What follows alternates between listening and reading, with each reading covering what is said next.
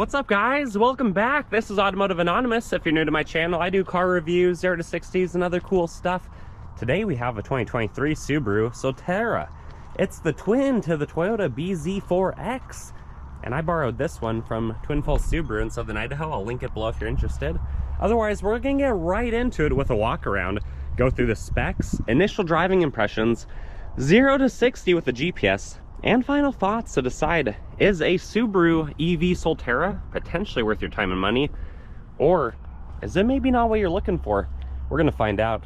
To elaborate on the vehicle in question, it's a Harbor Mist Gray Pearl, that's a mouthful, Touring, which is the top trim level. There's 3 trim levels for 2023, and the Touring is the top. To justify its $55,000 MSRP asking price, it has a few extra goodies, such as the panoramic fixed glass roof that has the power shade. It also has the digital rear view mirror display that's based off of one of the cameras, which actually is pretty cool. It has ventilated front seats. It has a few extra interior accent lighting, and then the retractable cargo cover. So those are all standard features on the Touring. Subaru, of course, is not playing around, so this is all-wheel drive. 8.3 inches of ground clearance. That is symmetrical all-wheel drive with the 2 motors. It makes a peak 210 horse, 249 pound-feet of torque. It's 6 feet wide, 5.5 feet tall, 15.3 feet long, so roughly the same size as a Subaru Forester. But notice the notchback design. It makes it look really sleek, but it kind of takes away from the cargo capacity you'll see in a little bit. It's a 1-speed transmission. A full charge on the 72.8 kilowatt-hour battery pack gets you almost 230 miles of range.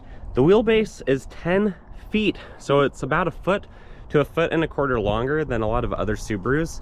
And then that battery pack is in the middle, making it weigh 4,500 pounds, adding to the stability on the road. It does quite a good job handling. If you're charging it at the right charger, you can get up to 80% power in just under an hour. On this, the charging port is located right there. And then because it's a Subaru, it has so many safety features, all the adaptive cruise settings, all the parking sensors on the front, you can see in the rear. And then it has a forward-facing camera. It has the camera for the eyesight system. It has 360-degree views, so more cameras underneath the mirrors and of course on the back.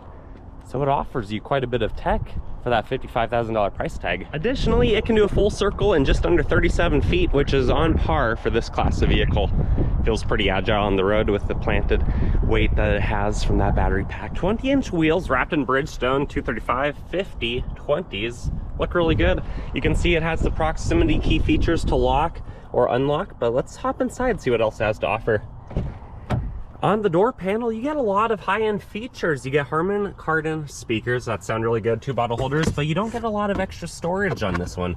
Soft touch materials, nice grab handle. It's deep, has a lip. You could fit a little bit of stuff in there, and then like a piano black with your memory seats. Nothing on the door still. This just has cloth floor mats that say Solterra, rubberized pedals, hood release, some features right here. And then there's the ventilated and heated seats that are power adjusted. Panoramic moonroof. It's really good. Let's hop inside out of this wind. Firing it right up with the push button start, your seat will slide to where you were last sitting. The horn sounds decent. We're gonna go through those infotainment center display options. We have messages, we have all of our adaptive features, trip, music, adaptive cruise, and then energy consumption. You have paddles on the back of this heated wheel. Those are for the regen braking. Otherwise, you have the windshield wiper stalk on the right, the lighting stalk on the left, and then your adaptive cruise settings right there on the right side of the wheel. You have navigation, music, phone, connectivity settings, and then the car settings. So trip information, charging schedule, whatever you want to go through there. If there's any vehicle alerts, things like that. I really like that there's physical buttons basically on the touch screen throughout. They're always there. They have their own location. The heated seats are good. You have 2-stage on the wheel, which is really cool. You of course can just set those to auto if you want. You have temperature buttons right and left for the dual climate controls. Ventilation kind of throughout is just kind of tucked away on the dashboard, or what's obviously right there that you can actually adjust. And then you have electronic parking brake, auto vehicle hold, all of your other features, X mode, your drive modes if you want to get into power or eco or whatever you're feeling that day. You have your park assist, you have traction control, and then if you want to get through the gears of that 1-speed, push down and over, you can then see the 360-degree camera with trajectory lines that move on all aspects. And honestly, it looks really good. It takes up almost the whole 12.3-inch screen, and then to get back to park, just push park. Wireless charging for your phone, and you can see it through the vents, which gives it some good privacy. Down here you have a 12-volt and a USB with some good storage. Then you have your cup holders. You have a sliding center armrest so that it's easy to get comfortable. And then you can also lift it up when it's in the back position. Nothing plugged in, but it does have like a felt lining at the bottom. And then up here you have your HomeLink settings, and then your settings to adjust that digital mirror, which look really cool. And then the sunshade button is up here with just your basic lighting for front passengers. Looks really good. Well, let's turn it off and hop in the back.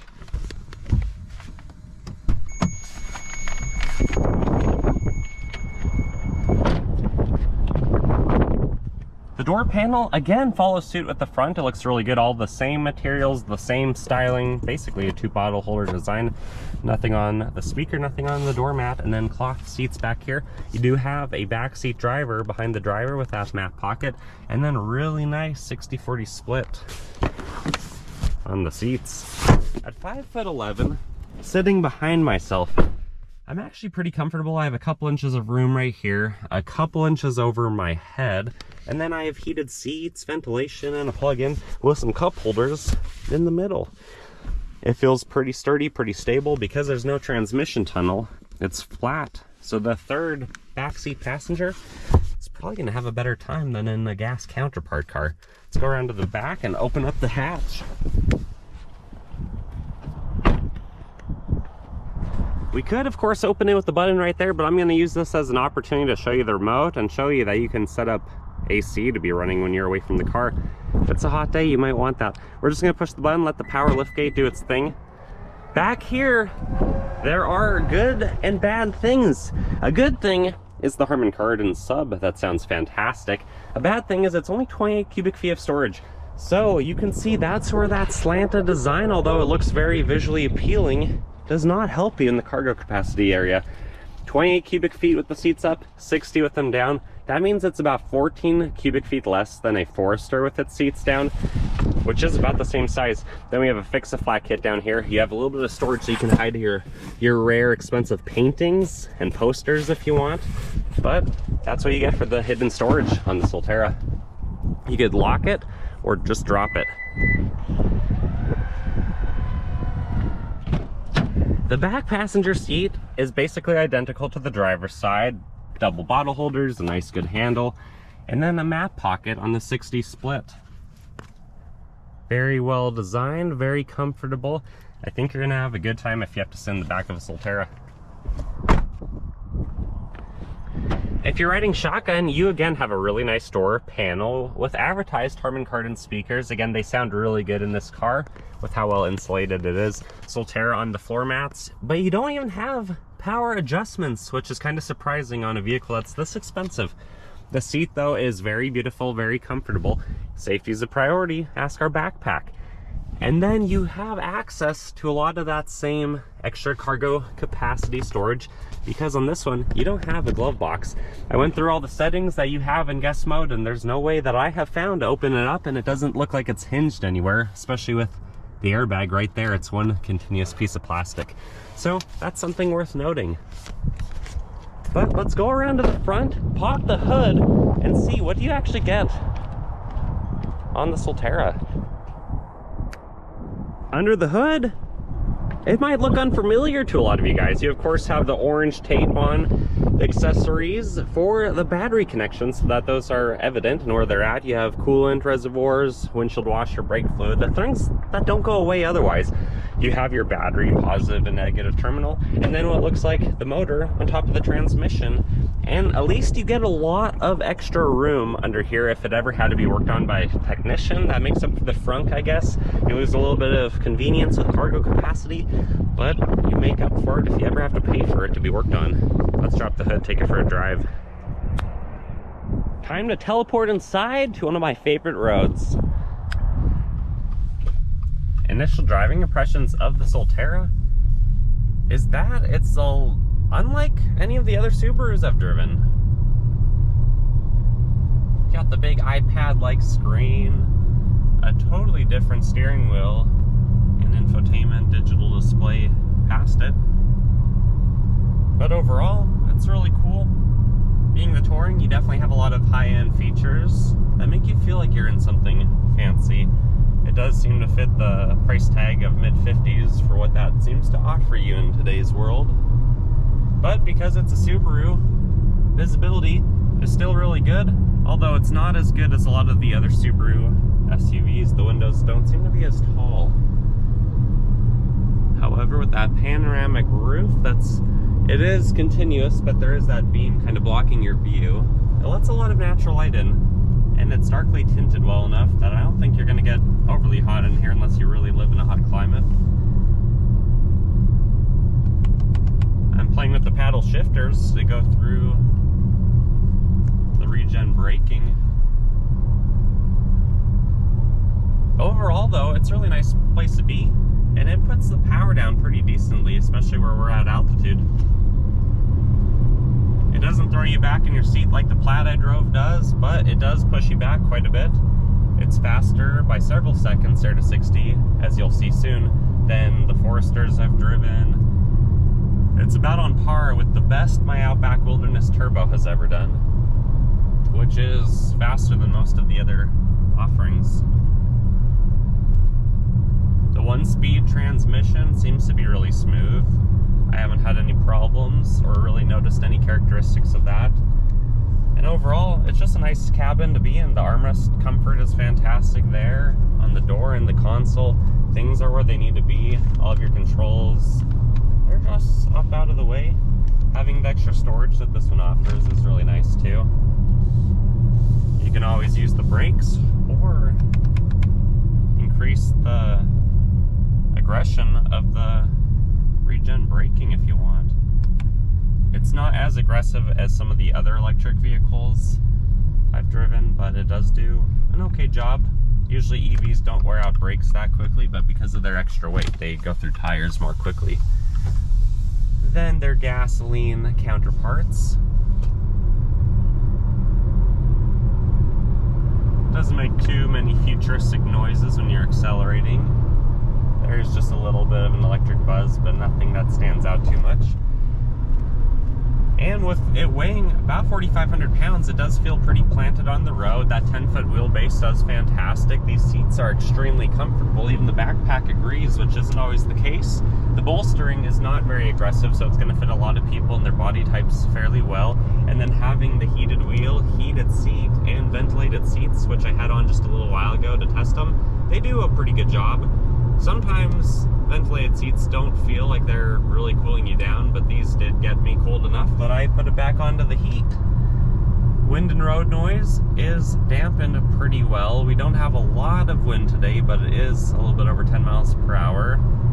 So pretty average for this area.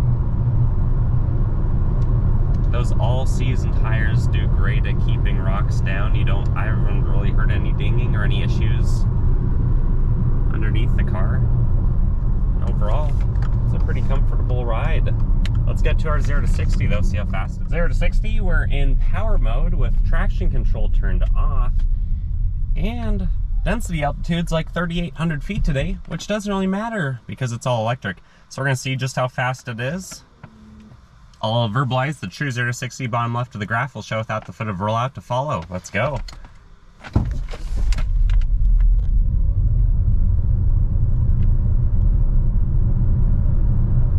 And surprisingly quick. It definitely does slow down though, about 45 to 50 miles per hour. True 0 to 60 came in at 6.47.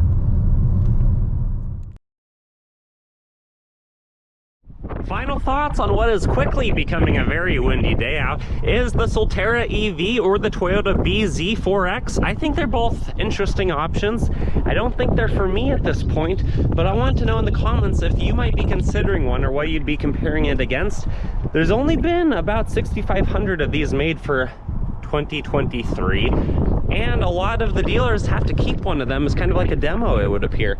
But they're really interesting. They rode smooth. It's actually pretty quick. As you saw, that GPS 0 to 60 is slightly faster than these are actually rated at 6.5, where I did a true time in the 6.4s. LED headlights are very bright, functional, aero, which you know I like.